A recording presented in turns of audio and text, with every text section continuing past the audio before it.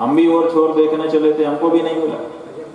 तो हमारा और तुम्हारा जो दुख है, हमारा और तुम्हारा जो दर्द है वो एक है, और जिसका दर्द एक जैसा होता है उसमें मित्रता हो जाती है। कहा गया है समान शीलम व्यसने सुसख्यम, जिसका समान स्वभाव होता है, समान परिस्थिति होती है और समान नशा होता है व्यसन, उसमें दोस्ती हो जाती है। तम्बाकू वाले की तम्बाकू वाले से ज़्यादा देर नहीं लगती दोस्ती होने, ऐसे बीड़ी वाले की बीड़ी वाले से शीघ्रता से मित्रता हो जाती है। तो दोनों का दुख एक ही था, इसलिए दोनों में मित्रता हो गई। ब्रह्मा जी कहने लगे चलो तुम भी पता नहीं लगा पाई, हम भी नहीं लगा पाए, देखते हैं क्या होता है। तो वहीं केतकी का फूल था, वो मिल गया। तो केतकी के फूल ने कहा भाई आप लोग आपस में क्या दुखड़ा रो रहे हैं? कई भी दुखड़ा ये रो रहे हैं कि ये जो ज्योतिर्लिंग है इसका ओर छोर पर्याप्त परिश्रम करने के बाद भी हमको पता नहीं चल पाए। कहा वही तो दुख हमारा। कहा आपका क्या दुख? कहा हम केतकी के फूल हैं, हमारे मन में बड़ा अभिमान था कि हम बहुत दिव्य पुष्प हैं, हमारे जैसा दूसरा कोई फूल नहीं है, और हम चाहते थे कि इस ज्योतिर्लिंग के ऊपर चढ़ जाएं। तो ऊपर चढ़ने का मतलब जो ज्योतिर्लिंग का जब पूरी छोर मिलेगा तब उसके ऊपर फूल चढ़ेगा। तो हम इसी के लिए चले, पर जाने कब से चलते चले जा रहे हैं, लेकिन इसका और छोर मिलता ही नहीं। अब हमारी जो मन की कामना थी कि हम शिवलिंग के ऊपर चढ़ जाएं, हमारा जीवन सफल हो जाए, वो सफल होता दिखाई नहीं दे रहा। कहा तो भाई तुम भी हमारे गोल में आ जाओ, तुम्हारा दुख भी हमारे जैसा है। तो ब्रह्मा जी कामधेनु और केतकी के साथ लौट करके आए, और उधर विष्णु भगवान अकेले वापस आए, मुंह लटकाए हुए थे। आप देखते ही हैं जो वाराह है शूकर, उसका मुंह कितना लटका हुआ है, तो वो मुंह तब से लटका है तो लटका ही हुआ। अब दोनों आकर के एक जगह पर जहां से चले थे वहां इकट्ठा हो, उधर से विष्णु भगवान आए, इधर से ब्रह्मा जी आए। विष्णु भगवान अकेले ही लौटे, ब्रह्मा जी साथ में कामधेनु और केतकी को भी लेकर लौटे। ज्योतिर्लिंग भगवान शिव प्रकट हो गए। कहा हाँ भाई बताओ आप लोग पहले लड़ रहे थे ना, 100 दिव्य वर्ष पहले आप लोगों ने लड़ाई शुरू की थी कि कौन श्रेष्ठ है, कौन पिता है, कौन पुत्र है। तो अब आप लोगों ने अगर और छोर जान लिया हो तो निर्णय हो जाए। कहा पहले ये बताएं। तो भगवान विष्णु से पूछा गया कि क्यों जी आपने अंत देख लिया? भगवान विष्णु ने हाथ जोड़ करके कहा कि ना, हमने बड़ा परिश्रम किया, बहुत लंबे समय तक हम चलते गए, लेकिन हमको अंत नहीं मिला इस शिवलिंग। इसलिए भाई हम पराजित ही समझो अगर आप लोगों ने देख लिया है। तो ब्रह्मा जी ने कहा क्यों नहीं, हमने बिल्कुल देखा है। जब उन्होंने कहा कि ये नहीं देख पाए तो उन्होंने सोचा कि हम अपना कह देते, और 2 मित्र बना ही लाए थे गवाही के लिए। कहा जी हमने अंत देख लिया, ऊपर बहुत लंबा चलने के बाद इसका वो अंत आता है। कहा कोई प्रमाण? कहा भाई अब कोई प्रमाण तो है नहीं, गवाह जरूर है हमारे पास। कहा कौन गवाह? कहा ये केतकी का फूल है, इसने देखा। क्यों? क्योंकि जब हम अंत पा गए तो हमने सोचा कि अब इतना लंबे समय तक चल करके आए हैं तो पूजा हो जाए, तो हमने यही केतकी का फूल चढ़ाया। इसलिए केतकी का फूल हमारा गवाह है कि हमने अंत पा लिया। कहा और कोई? कहा ये कामधेनु है, इसी का दूध तो लेकर के अभिषेक किया था। कामधेनु से पूछा क्यों जी आप तस्दीक करती हैं इस बात की? कहा जी हमारा दूध इन्होंने ही दुहा था और शिवलिंग के ऊपर चढ़ाया था, इन्होंने ऊपर इसका अंत देख लिया। भगवान शिव ने कहा कि ये बात उचित नहीं है, मिथ्या बोलना बहुत बुरी बात है, मिथ्या बोलना सही नहीं है। इसलिए श्रेष्ठ तो क्या, आज से ब्रह्मा तुम्हारी पूजा ही नहीं होगी, तुमको पूजा से वंचित किया जाता है क्योंकि तुमने मिथ्या भाषण किया। जिन मुख से वेद निकलते हों उस मुख में अगर मिथ्या झूठ बोलोगे उससे गाली दोगे, उसे अपशब्द कहोगे, उससे किसी के हृदय को चोट पहुंचाने वाली बात कहोगे, तो फिर वेद क्या करेगा? एक जगह दो चीज, अमृत और विष तोड़ो रह सकता है। जिसके मुख में अमृत है उसमें विष कैसे आएगा? और विष है तो फिर अमृत कैसे आएगा? इसलिए ये तो हमको आपको चुनना ही पड़ेगा कि अपने मुख का हम क्या सदुपयोग करें कि दुरुपयोग करें। अगर अपशब्दों को अपने मुख में रखते हैं तो सुंदर शब्द नहीं आएंगे, शुद्ध शब्द नहीं आएंगे, वेद पुराण के शब्द नहीं आएंगे। और अगर उनको रखते हैं तो अपशब्दों को हमको नमस्ते भाई साहब कहना पड़ेगा।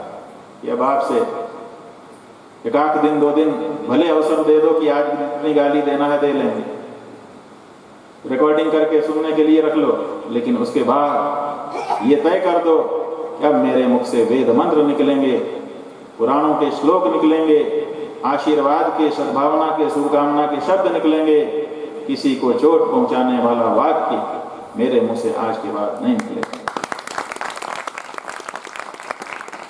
ऐसा कर लोगे तो पूजनीय हो जाओगे, और अगर ऐसा नहीं करते हो तो ब्रह्मा जैसे 4 वेदों के विद्वान हो जाओ, तब भी पूजा प्राप्त नहीं होगी।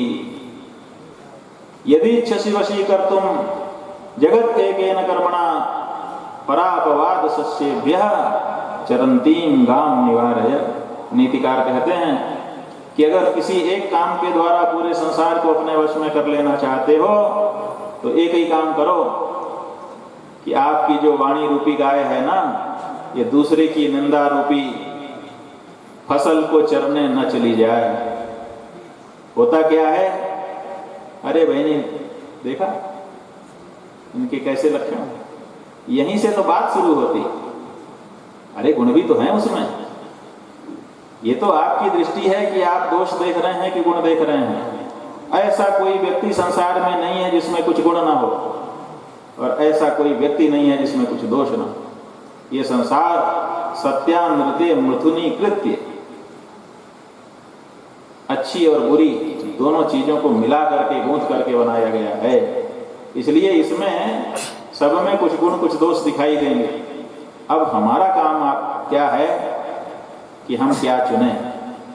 जब किसी बाजार से जौहरी निकलता है और वो रास्ते में देखते हुए चला जाता है, कहीं रत्न पड़ा रहता है तो उसकी दृष्टि पड़ जाती है, उठा लेता है कि अरे रत्न। और जब कोई मेहतर चलता है तो कहाँ कहाँ गंदगी है ये देखते चलता है, जहाँ गंदगी रहती है उसको उठा लेता है। तो आपको क्या, ये तो आपको तय करना है ना कि आप क्या देखेंगे। संसार में तो बहुत कुछ है, आप गुण देखने वाले बनिए, गुण ही देखिए और गुण को अपनाइए। जब जो चीज आप देखते हैं वही आपके अंदर आ जाती है।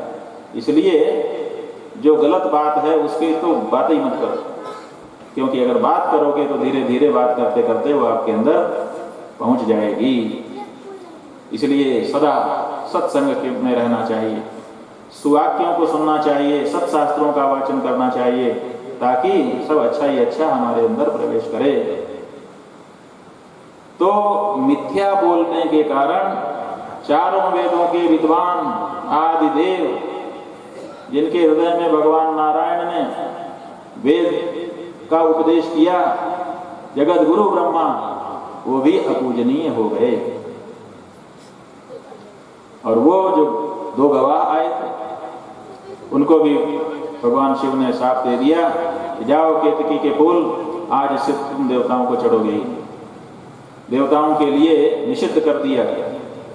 और कामधेनु को भी कहा कि तुम जाओ, गौ माता हो, तुमको तो क्या दंड दें, लेकिन कम से कम जिस मुंह से तुमने झूठ बोला वो मुंह तो तुम्हारा अपवित्र ही रहेगा। तो आप देखिए, तीनों को जब शाप मिला तो तीनों चरणों में गिर पड़े, भगवान क्षमा करिए, क्षमा करिए, गलती हो। तो भगवान शिव ने ब्रह्मा जी से कहा कि तुम क्षमा मांग रहे हो, ठीक है। जब तुम झूठ बोल रहे थे तो झूठ बोलते समय मन को कांपना चाहिए, जीभ को कांपना चाहिए, लड़खड़ाना चाहिए। लेकिन झूठ बोलते हुए तुम्हारी जीभ लड़खड़ा नहीं रही, तुम्हारी आंखें भी झूठ बोलने में माहिर थी। हाँ, तुम्हारे दाहिने पैर का जो अंगूठा है वो थोड़ा थोड़ा हिल रहा था, कांप रहा था। तो दाहिने पैर का अंगूठा तुम्हारा झूठ बोलने में साथ नहीं दे रहा था। तो जब कोई झूठ बोलता है ना तो उसका शरीर, उसके इंद्रियां उसका साथ नहीं देते। पुलिस वाले यही तो पूछते समय बड़े गहरे से देखते रहते हैं। जैसे ही सवाल पूछा उसके बाद आप क्या कहोगे इसका ध्यान ज्यादा नहीं रखते वो लोग। आपके कौन से अंग कांपने लग गए, हाथ कांपने लगा, ऐसे ऐसे होने लगा, नाखून से कुरेदने लगे, कुछ ऐसा होने लगा, समझ लेते हैं कि ये कुछ छुपा रहा। तो भगवान ने कहा जब तुम झूठ बोल रहे थे तो तुम्हारे दाहिने पैर का अंगूठा कांप रहा था, इसलिए जाओ तो माने ब्राह्मणों के दाहिने पैर का अंगूठा केवल पूजनीय होगा। तो इसीलिए जो गुरु हैं, जो ब्राह्मण हैं, वेद के वेदता हैं, उनके दाहिने पैर के अंगूठे की पूजा की जाती है।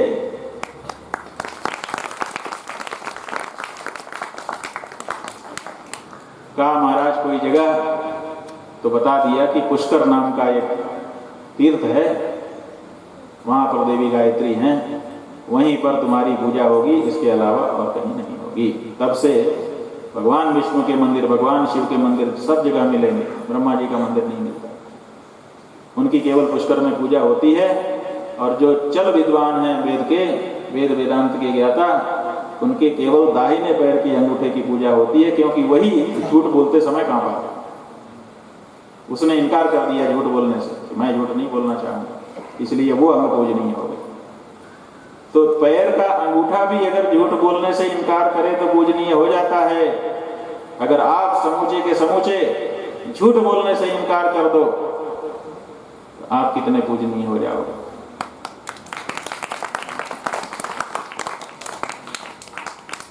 सत्य में प्रतिष्ठा है। केतकी के फूल ने जब क्षमा याचना की बारंबार, तो भगवान ने कहा अच्छा चलो, तुम्हारा भगवान देवता के ऊपर चढ़ तो नहीं सकोगे, वो तो हमने कह दिया, हाँ चंदोवा के ऊपर चढ़ सकते। तो इसीलिए अगर किसी को केतकी के फूल से भगवान की पूजा करनी होती है तो देवता के ऊपर जो चंदोवा लगा रहता है, 4 खंबे लगा के जो कपड़ा मंडप बनाया जाता है, उस मंडप के ऊपर केतकी का फूल चढ़ा सकते, बाकी नहीं चढ़ा सकते। और गौ माता, उन्होंने कहा हमें भी क्षमादान मिले। कहा ठीक है, तुम्हारा मुंह तो परम अशुद्ध होगा, तुमने उससे झूठी गवाही दी, इसलिए तुम्हारा मुंह अगर कोई छू लेगा तो उसको माने हाथ पैर धोना पड़ेगा, नहाना पड़ेगा। जिस बर्तन में तुम्हारा मुंह लग जाएगा उस बर्तन को बिना आग में तपाए या पंचगव्य से धोए वो शुद्ध नहीं होगा, अशुद्ध माना जाएगा। लेकिन हाँ, जिस समय तुम झूठ बोल रही थी उस समय तुम्हारे पीछे का जो भाग है वो कांप रहा था, कहीं न कहीं तुमको झूठ बोलने का संकोच था, तुम्हारा पृष्ठ भाग कांप रहा था, इसलिए झूठ बोलने में वो संकोच का अनुभव कर रहा था, इसलिए तुम्हारा मूत्र और तुम्हारा गोबर दोनों पवित्र माने जाए।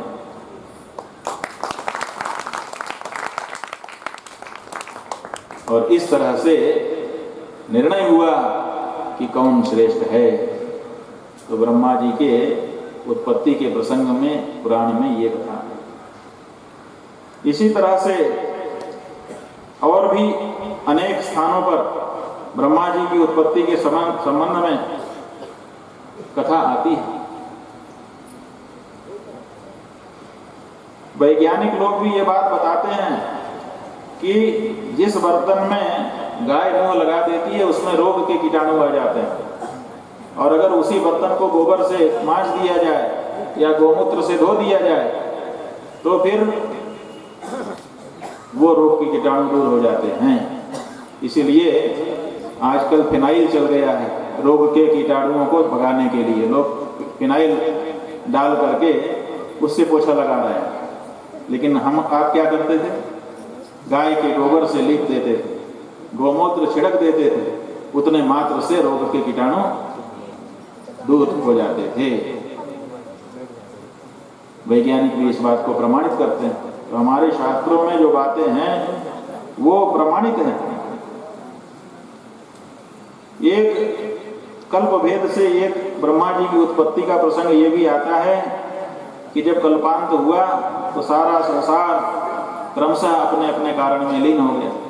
पृथ्वी जल में लीन हो गई, जल अग्नि में लीन हो गया, अग्नि वायु में लीन हो गया, वायु आकाश में लीन हो गया, आकाश महातत्व में लीन हो गया, महातत्व अव्यक्त में लीन हो गया और अव्यक्त परमात्मा में लीन हो गया।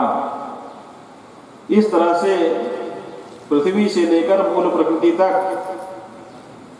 कारण में सब लीन होने लगे। ऐसे समय में महामाया ने तीसरे नेत्र से सूक्ष्म तत्व को देखना चाहा और जब सूक्ष्म दृष्टि उन्होंने की तो उनको कुछ दिखाई नहीं पड़ा।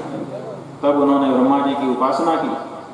ब्रह्मा जी प्रकट हुए, उनके पूर्व मुख से धातुओं सहित शब्द निकल गए, दक्षिण मुख से प्रत्यय सहित विभक्तियां निकल गईं, पश्चिम मुख से लिंग सहित वचन निकल गए, उत्तर मुख से वर्णमाला स्वर और व्यंजन निकल गए और ऊपरी मुख से पांचवा जो मुख था जिसको कालांतर में शिव जी ने काट दिया था, उस मुख से वेद मंत्र निकले। ऐसे पंचमुखी ब्रह्मा बाद में चतुर्मुखी हो गए। भविष्य पुराण के प्रतिसर्ग पर के चौथे खंड में बताया गया है कि ब्रह्मा जी की आयु 100 वर्ष की है। इस समय के जो ब्रह्मा है उनका नाम विरंची है। उनकी आयु 100 वर्ष की है, जिसमें से 50 वर्ष पूरे हो गए हैं। जब 51वां वर्ष लगा, पहला दिन हुआ, तो उसी दिन छठे मनवंतर के अंत का प्रलय हुआ। 1000 वर्ष तक पृथ्वी जल में डूबी रही। तब भगवान विष्णु और रुद्र ने मिलकर के शिशुमार चक्र रखा। शिशुन मारयति थी शिशुमारा, शिशुओं को जो मारती है उसका नाम शिशुमार है। एक जल का जंतु है जिसका नाम शिशुमार कहा जाता है, जिसको सामान्य भाषा में स्वैंस कहते हैं। आजकल डॉल्फिन नाम से उसको गंगा जी का जलीय जंतु घोषित किया गया है, राष्ट्रीय जंतु। तो वो जो स्वैंस है गोल होती है और आप लोगों ने देखा होगा कि नदी में और बड़े सरोवर में स्वैंस रहती है, काफी बड़ा उसका शरीर होता है। बीच बीच में सांस लेने के लिए वो छलांग लगाती है, तो बाहर आकर के फिर अंदर डूब जाती है। स्वैंस, उसी का नाम संस्कृत में है शिशुमार। वो जो शिशुमार है वैसा ही चक्र बनाया, सारे ग्रह नक्षत्रों को उसी जगह पर रख दिया, जिसको आजकल आधुनिक भाषा में गैलेक्सी कहा जाता है। वो गैलेक्सी की रचना की गई। 3500 प्रकाश वर्ष उसका विस्तार है। 3500 प्रकाश वर्ष, माने प्रकाश को चलने में जितना देरी लगती है, यहाँ से प्रकाश को चलाया और कितनी तेजी से बढ़ जाता है। उस तेजी से अगर कोई चले तो एक छोर से दूसरे छोर तक चलने में 35,000 3500 वर्ष उसको लगेगा प्रकाश की गति से चलने पर। इतना व्यास उस शिशुमार चक्र का है। उतने में ग्रह नक्षत्रों को ब्रह्मा विष्णु महेश ने निर्धारित किया, उनके स्थान तय किए और फिर वो अपने अपने स्थान पर रह करके इस ब्रह्मांड की रचना सर्जना करते हैं। जो हमारी गैलेक्सी है वो 1,00,000 प्रकाश वर्ष का व्यास रखती है। 1,00,000 प्रकाश वर्ष तक कोई चले तब उसका और छोर मिलता है। इतना केवल एक गैलेक्सी में विस्तार है। उसमें से 3,500 प्रकाश वर्ष के विस्तार का एक शिशुमार चक्र है।